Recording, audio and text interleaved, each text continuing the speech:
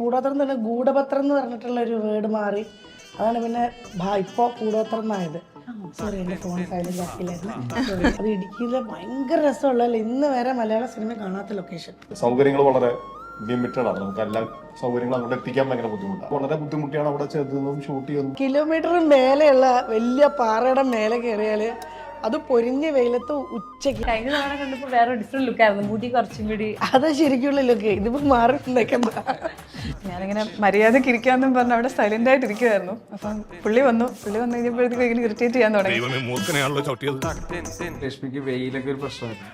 ലക്ഷ്മി പറയുന്നത് അമ്പലപ്പുഴയില് പാടവരമ്പത്തൂരൊക്കെ നടക്കുന്ന ആളാ, അത് വേറെ വിഷയം. അധികം മിണ്ടില്ല. ഇവിടുത്തെ ഭക്ഷണങ്ങള് ഓയിലിയാന്ന് പറയും. പഴംപൊരി കണ്ടപ്പോ ഇത് ഓയിലി, മറ്റേതാത്ത കലോറി, മറ്റേതാത്ത ഈ സാധനം. അങ്ങനെ ഞാൻ പലതിലും ഉഴുന്നോടലൊക്കെ ഇത്ര കലോറി ഉണ്ടെന്ന് അറിയണമെന്നാ. ഞാൻ പോയിക്കോട്ടെ.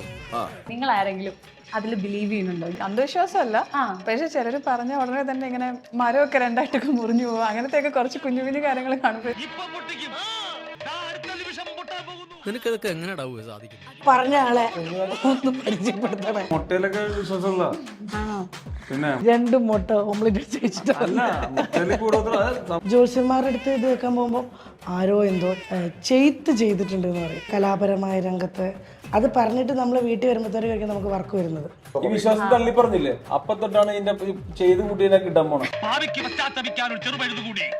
മിക്കവാറും നമുക്ക് നാളെ നിങ്ങൾക്ക് എക്സ്ക്ലൂസീവ് എന്തെങ്കിലും ന്യൂസ് കിട്ടും. ഒരു പടത്തിലൊക്കെ നമുക്ക് അങ്ങനെ ഒരു എക്സിക്യൂട്ടീവ് ലുക്കിലൊക്കെ അപ്പിയർ ചെയ്യാൻ പറ്റിയിട്ടുള്ളൂ. എക്സിക്യൂട്ടീവ് ആയിട്ടൊന്നും നമ്മളെ കൺസിഡർ ചെയ്യുന്നില്ല. എന്താണെന്നറിയില്ല, ഒരു CEO ആയിട്ടൊന്നും നമ്മളെ സങ്കല്പിക്കാൻ പറ്റുന്നില്ലെന്ന് തോന്നുന്നു. പുള്ളി മരിച്ചെടുക്കുന്ന സീനിൽ ഒരു പടത്തിലുണ്ട്.